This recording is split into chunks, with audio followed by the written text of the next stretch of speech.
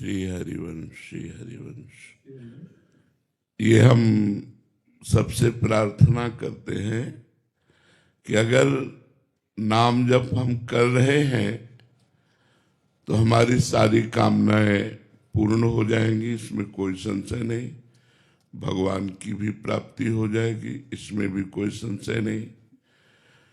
हमारे जीवन में जितनी त्रुटियां हैं, विश्वास कीजिए नाम जप के बल से वो सब दूर हो जाएंगी। पर ये 10 नामापराध हैं जो हम अपनी तरफ से आपको बता रहे हैं बिना प्रश्न किए। नाम जप करने पर भी आपको लाभ नहीं प्राप्त होगा। अगर ये 10 नामापराध आपके जीवन में है तो आप नाम जप करेंगे तो भी आपको लाभ नहीं प्राप्त होगा। फिर आप नाम पर अश्रद्धा कर लेंगे कि हमको इतने दिन हुए नाम जप करते हुए और हमें कोई लाभ नहीं प्राप्त हुआ। तो हमारी प्रार्थना है कि नाम जप थोड़ा भी हो लेकिन इन 10 नामापराध से बच करके हो। तो ध्यान पूर्वक सुनिए। 10 नामापराध में पहला अपराध है संत पुरुषों की निंदा। सबसे पहला अपराध है, क्योंकि नामदाता कोई न कोई संत सदगुरु ही होते हैं जिनसे हमें नाम मिला। जैसे आप राधा नाम जप करते हैं तो आपने किसी संत के मुख से सुना कि राधा नाम, आप राम नाम जप करते हैं, आप शिव नाम जप करते हैं, आप कृष्ण नाम जप करते हैं तो किसी न किसी संत से सुना। यदि नाम जपते हुए आप किसी भी संत की निंदा करेंगे तो वो नामापराध आपके ऊपर लागू हो जाएगा और वो नाम आपको फल नहीं प्रदान कर पाएगा। इसलिए जीवन में परदोष दर्शन, परदोष श्रवण और परदोष कथन से बचा जाए तो ये अपराध होगा ही नहीं। जैसे कोई आपके सामने ऐसा दृश्य उपस्थित है जो गलत है, यदि हमारा मित्र है, हमारा शिष्य है तो हम उसे समझा सकते हैं। यदि वो नहीं है तो तेरे भावे जो करे भलो बुरो संसार, नारायण तू बैठ के अपनो भवन बुहार। हमें चाहिए कि वो भला करे वो बुरा भगवान जाने। हमको अपने हृदय में वो बुराई न देखनी है न कथन करनी है, अपने हृदय को बुराई से बचाना है। तो हम किसी की भी निंदा ना करें। पर निंदा किए ते आवत नहीं कछु हाथ, मूरख पर्वत पाप को ले चल अपने साथ। पराई निंदा करने से हाथ तो कुछ लगता नहीं, पाप की गठरी बांधकर हमें नरक जाना होता है। और भक्तन निंदा अति बुरी, भूली करे जिन कोय, किए सुकृत बहु जन्म के छिन में डारे खोए। भक्तों की निंदा तो बहुत बुरी है, भूल करके भी नहीं करना चाहिए। यदि भक्तों की निंदा हुई तो बहुत जन्मों के पुण्य एक क्षण में नष्ट हो जाएंगे। साधु अवज्ञा तुरत भवानी, कर कल्याण अखिल के हानि। तो हमको संत द्रोह, वैष्णव द्रोह, गुरु द्रोह ये महान अपराध हैं, इनसे बचना चाहिए। ये ध्यान रख लीजिए। नाम जापक कभी किसी संत की निंदा न करे, कभी किसी वैष्णव की निंदा न करे, कभी गुरुजनों की निंदा न करे। फिर नाम जप करे तो नाम का अपराध नहीं लगेगा और नाम फलीभूत होगा। अब दूसरा नामापराध, भगवान शंकर और भगवान श्री हरि में भेद मानना, उनके नामों में भेद मानना। जैसे एक प्रसंग आता है रामचरितमानस में, काकभूषुंड जी अपने पूर्व के जीवन चरित्र का वर्णन करते हैं कि मैं एक ब्राह्मण बालक था, अवध में जन्मा था, पर भगवान शंकर के चरणों में मेरी बड़ी प्रीति थी। तो उज्जैन में हमने दीक्षा प्राप्त की। गुरुजी बहुत उच्च कोटि के महान ज्ञानी संत थे और भगवत प्रेमी भी थे, तो उन्होंने हमें शंकर मंत्र ही दिया, पर वो हरि की बड़ाई करते थे। तुमने गुरुजी से द्रोह हो गया, ऐसा नहीं होना चाहिए। उसका परिणाम क्या हुआ कि गुरु से उपेक्षा होने लगी, गुरु अश्रद्धा होने लगी। तो गुरु जी आए और उन्होंने उठकर प्रणाम नहीं किया। ये भारी अपराध है। गुरु के सामने पहुंचने पर सर झुक जाना चाहिए, और हो सके तो पंचांग प्रणाम करना चाहिए, और हो सके तो साष्टांग प्रणाम करना चाहिए। गुरु साक्षात परब्रह्म। तो उन्होंने कि क्या गुरु जी को प्रणाम करना, उन्होंने प्रणाम नहीं किया। उसी समय भगवान शंकर असंतुष्ट हो गए। जिनका वो अनन्य था, जिनका मंत्र जप करता था, उन्होंने ही आकाशवाणी हुई कि अरे दुष्ट, अजगर के जैसा बैठा रहा, तेरे गुरुदेव पधारे और तो उठ करके प्रणाम नहीं किया। जब मैं शाप देता हूं 1000 बार अजगर योनि को प्राप्त हो, 1000 जन्म तुझे अजगर योनि के प्राप्त हो। अब तो गुरुजी ने जब ये आकाशवाणी सुनी तो करुणा से विकल हो गए कि ये बेचारा अज्ञानी जीव कितना भारी कष्ट प्राप्त करेगा। तो नमामि शमीशान निर्वाण रूपम, इस स्तोत्र का गायन किया। जब गुरुजी ने हृदय भरकर भगवान शिव की प्रार्थना की तो भगवान शिव प्रसन्न हो गए और कहा, तेरे गुरु की करुणा देख करके साप तो दिया वो अमोघ है, पर तेरा जो जन्म मरण होगा बहुत जल्दी जल्दी हो जाएगा, और जन्म मरण में जो दुख होता है वो तुझे नहीं होगा, और मेरे प्रताप से अब अविचल राम भक्ति तेरे हृदय में जागृत होगी। तो ये दूसरा नामापराध है, भगवान शिव और श्री हरि में भेद करना, भगवान शिव और श्री हरि के नाम में भेद करना। आजकल लोग समझते नहीं हैं। कुछ वैष्णव शैव की निंदा करते हैं, कुछ शैव वैष्णव की निंदा करते हैं, और दोनों परमार्थ से अपने आप को खाली कर देते हैं। जो शैव होकर वैष्णव की निंदा करेगा, जो वैष्णव होकर शैव की निंदा करेगा, वो दोनों अपने परमार्थ से भ्रष्ट हो जाएंगे। इसलिए ये दूसरा नामापराध, भगवान शिव और भगवान श्री हरि में भेद न करना, उनके नाम में भेद न करना। तीसरा, नामदाता गुरु का कभी भी किसी भी तरह से अपमान न करना। हमारा सर्वस्व गुरुदेव का है, तन मन धन प्राण सर्वस्व गुरुदेव के है। हम गुरुदेव को कभी अपमानित न करें, गुरुदेव को कभी नीचा न दिखाएं, गुरुदेव को कभी हम ऐसे अपशब्द न कहें, उनकी अवज्ञा न करें। अगर अवज्ञा करेंगे तो चाहे जितना नाम जप कर लें, हमें भगवत प्राप्ति नहीं होगी। क्योंकि मोक्ष मूलम गुरु कृपा।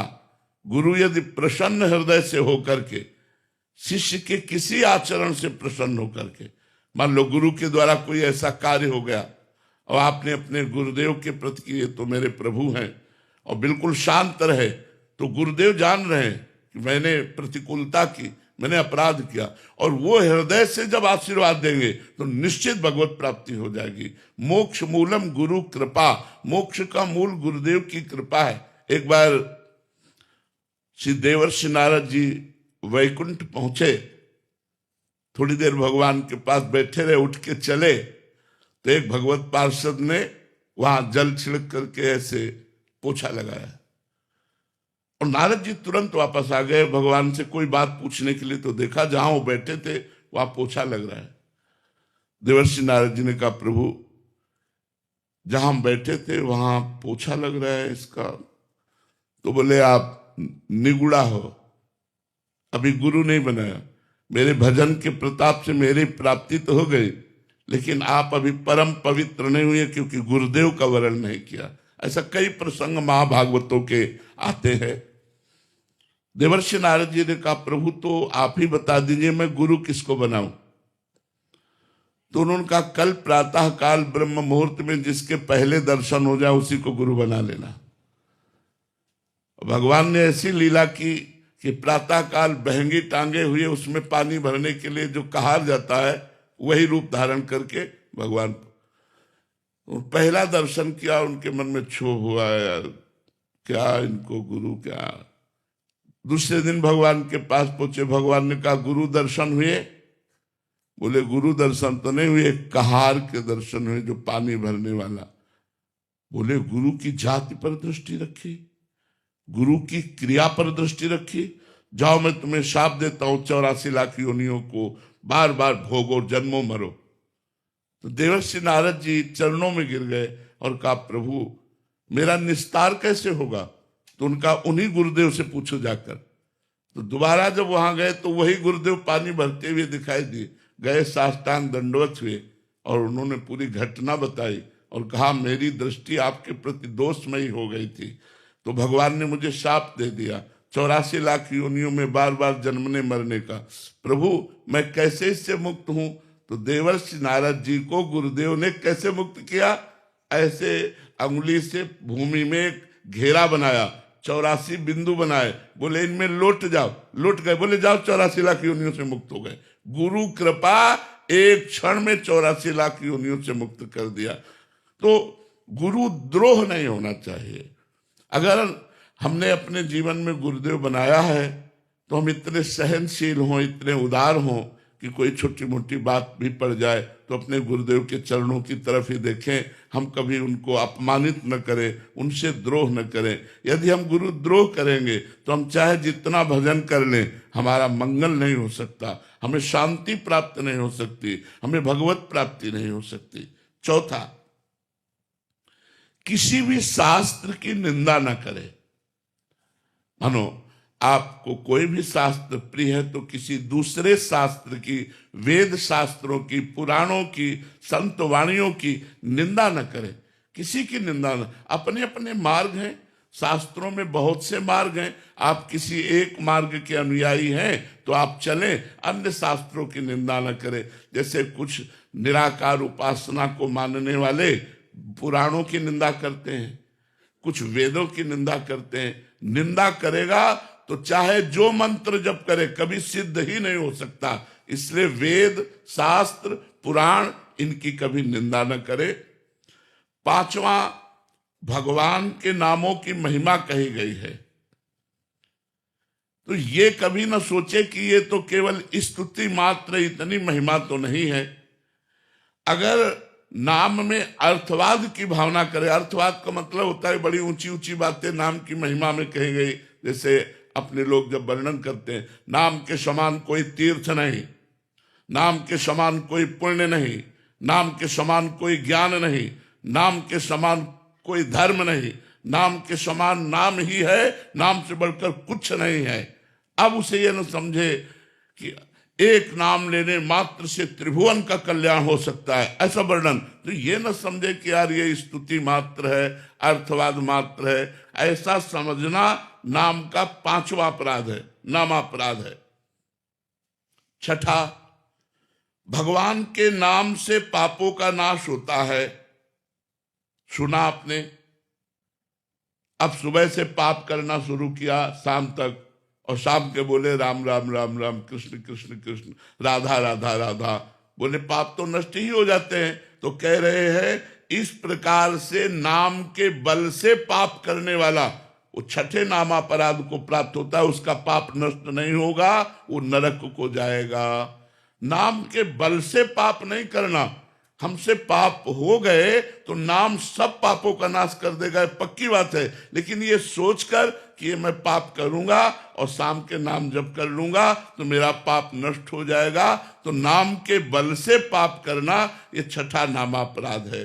सातवां, जैसा अभी वर्णन किया, नाम के समान केवल नाम है, न कोई यज्ञ है, न कोई तप है, न कोई दान है, न कोई व्रत है। एक आदमी नाम जप कर रहा है, एक आदमी यज्ञ कर रहा है, तो जो नाम जप कर रहा है वो परम पद को प्राप्त होगा, जो यज्ञ कर रहा है वो बहुत से बहुत स्वर्ग लोक को जाएगा, बहुत से बहुत तप लोक को जाएगा। जो तपस्या कर रहा है वो तप लोक, जो दान कर रहा है स्वर्ग लोक, जो व्रत कर रहा है वो स्वर्ग लोक, लेकिन जो नाम जप कर रहा है वो भगवान को प्राप्त होगा। देखो जैसे अंतिम समय अपने पुत्र नारायण को पुकारा, ना कि भगवान को, नारायण, उसी समय भगवत पार्षद आ गए और अजामिल को परम पद की प्राप्ति हुई। तो कह रहे नाम के बराबर कुछ न समझना, यज्ञ दान तप व्रत जितने भी हैं वो सब नाम से छोटे हैं, नाम सबसे बड़ा, यहां तक कि भगवान से भी बड़ा भगवान का नाम। तो नाम की बराबरी करना किसी से, ये सातवां नामापराध है। 8वां, पैसे के लोभ से किसी को नाम का उपदेश करना, और जबरदस्ती वो नहीं चाह रहा फिर भी उसको दीक्षा दे देना। नाम ना सुनने वाले अश्रद्धालु को नाम का उपदेश करना ये ठीक नहीं बनता। हम नाम कीर्तन करें, और जब कोई नाम की दीक्षा लेना चाहे तो हम उसे नाम, जैसे नाम दीक्षा, भगवत दीक्षा, इनके लिए नियम है कि आप प्याज लहसुन नहीं पाएंगे, आप मांस मदिरा आदि का सेवन नहीं करेंगे, उसमें कुछ नियमावली, उन नियमों को माने फिर दीक्षा प्रदान करे।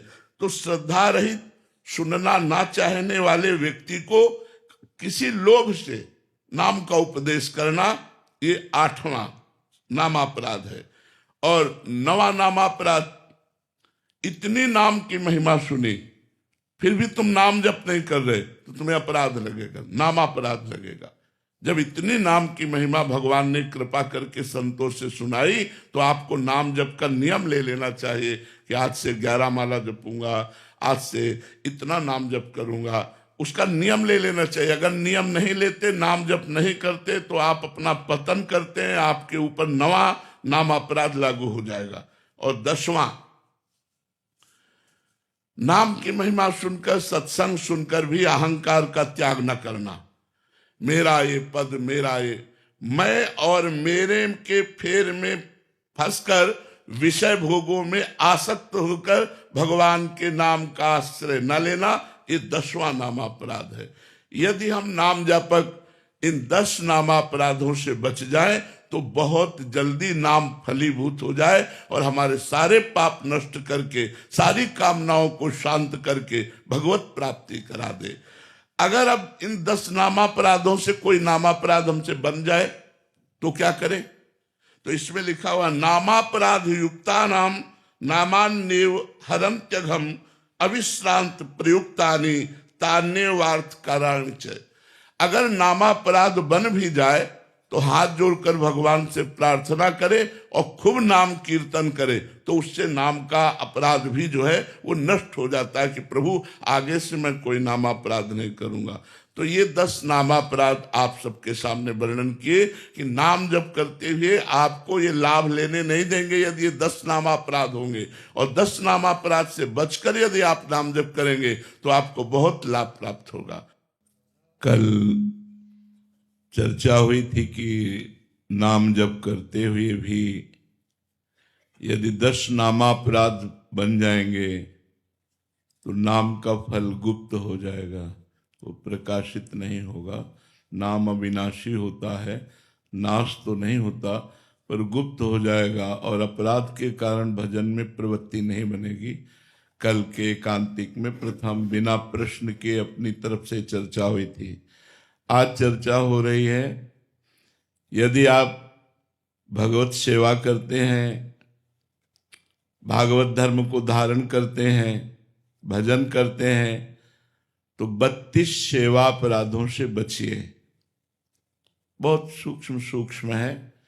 इनसे क्या होता है, मन में उत्साह भंग हो जाता है, भजन का अरुचि हो जाती है, अविश्वास हो जाता है, फिर साधक डगमगा जाता है, काम क्रोध आदि के आवेश में आकर गलत आचरणों में उतर जाता है। यदि हम 10 नामापराध और 32 सेवा अपराध से बचकर श्री भगवान के शरणागत होकर भजन करें तो हमें एक नवीन उत्साह होता है भजन का, आज इतना कि आज और करें।